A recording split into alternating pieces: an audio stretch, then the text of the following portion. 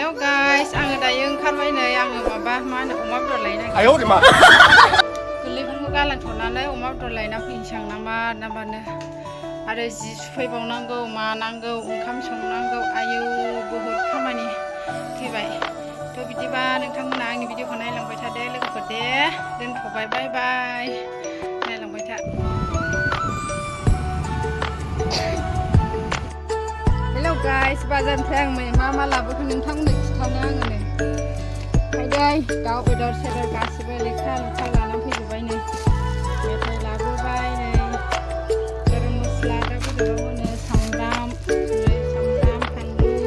ओमफ्राय नै बेयो जाहैबाय चिकेन दाउ बेदर जानोसै हाया दाउ बेदर मोनजासिगोन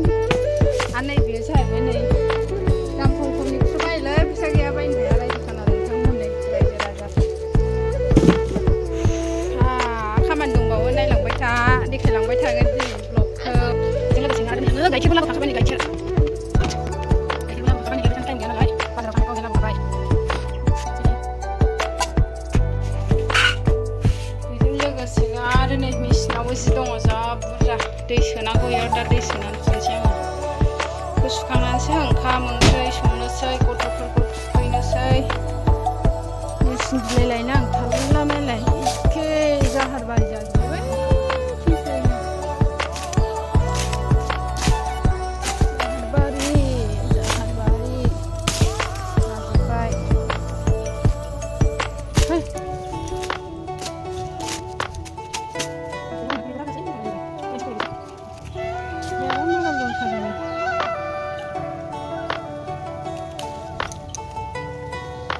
दैज्लां बोथोर जाबाय नालाय हाग्राफोरा दा बायदियाव थाब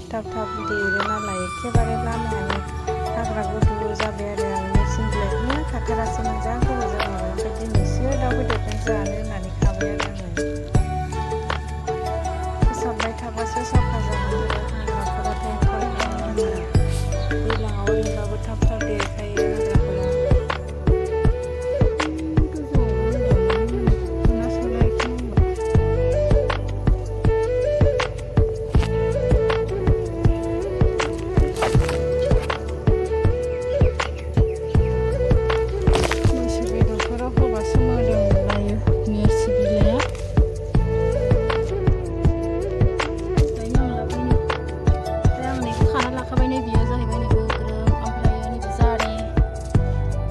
बायदि बानायसै आरोना लकेलाव जों आरामनो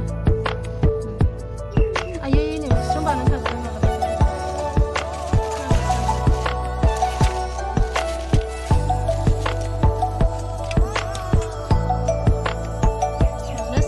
जानोसै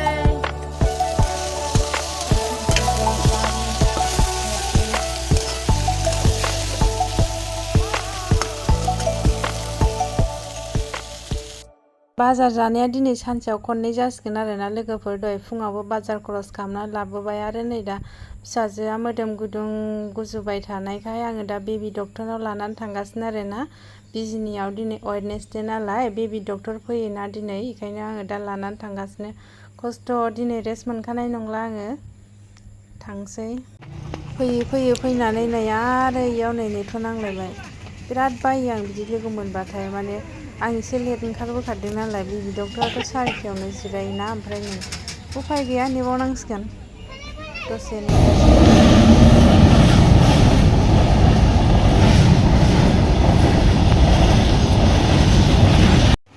मोनफैबाय लोगोफोर दा नै जोङो डक्टरखौ नेगासिनो दं आरोना ओमफ्राय जोंना नामा एसे उनाव नालाय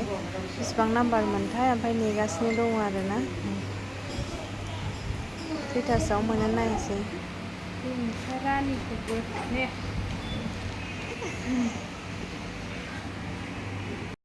ओमफ्राय नै दायो जोङो डक्टरनाव हाबखांबाय ओमफ्राय गेस होनो थिनदों आरोना गेस होयोबाथाय माने गुजुनाया खारो जाहैबाय आरो सिङाव गुदुं जानानै खनथाम होनांगौनो आरो 20 मिनिट नेनानै ओमफ्राय नै खनसे होग्रोबाय ओमफ्राय बिनि उनाव दा 20 मिनिट थाथ'ना खनसे होबावनांगौ आरो नेक्स्ट खनसेखौ 20 मिनिट थानानै होनांगौनो आरो खुगाखौ फुवार मामि माथो खालामनो आरोना लोगोफोर दै गुसु लोंना होनबाबो लोंबाय थायो गावनो दै गुदुंखौ लोंनो बायोना बे दै गुसुखौनो लोंबाय थायो गथ'फ्राबो बारा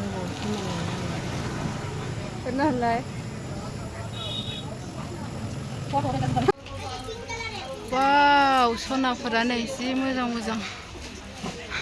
ओमफ्राय जोङो नै 20 मिनिट नेबाय थानो बानानै बाजाराव दसे बेरायफैबाय आरोना माबा माबि गोनां जानाय बुस्थुफोरखौ बायबाय आरोना आसान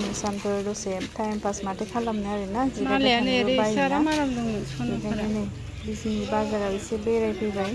मा दङ नायनोसै मा लांनाय जायो आसान खेराफोरानो जा मोजां दंखायो लाला ओरै फैनायलाय ओरैबो दं नै लादो खांख्राय मोनसे थुबसिया जायो आसान सांखा फानग्रायानो जि आराम दं फिनबावबाय जोङो दायो नै होफैबावबाय आरो ओइनै उनाव जिरायदों आंना फिसाजोआ ओमफ्राय नै नेगौ मोनालायबाय आरोना लोगोफोर नै दा थांनोसै गिलायसिगोन आरो मोनालायबाय माला सहैबावगोन आयौ साइसथ'आनो गैला मोखां खुगायानो गोलाव जालांजोब्बाय नै गोलोमजोब्बाय नायलाय मोनानि 7:45 जालायबाय नै दासो न'आव मोनफैबाय आरो फाफ्लिया नै बुजोब्बाय मानसि बानां गारि सालायनाया जोंबायदि खस्थ' गैया खोमा सारा दुनियाव दे ओंखामथ' संनानै जानो हागोन ना हाला ओरैबायदि हारासमेन्ट जाखाबाय नै एखेबारे मानसियानो खस्थ' थोर मोनजोबलायबाय ओंखाम संनानै जानो हागोन ना हाला जा उन्दुनो ओंखारबाय गथ'आबो उन्दुबायसो सासेया गोरलैया उन्दुखाबाय सिखारनाय नंला ओंखाम मोनजायासै बेस्रा ओंखाम जायोमोन सानफ्रामबो थ' बिदिबा बेखिनियावनो दोनथ'नोसै दे लोगोफोर ब्लगखौ बाय बाय